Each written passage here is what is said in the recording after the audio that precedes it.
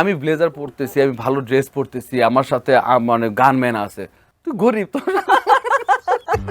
যেটা হয় ভিলেনের ক্ষেত্রে কিন্তু আসলে আমরা হিরোর থেকে বেশি ভিলেনকে মনে রাখি। ভিলেনই কিন্তু লাভটা দেখেন আপনি দিন শেষে।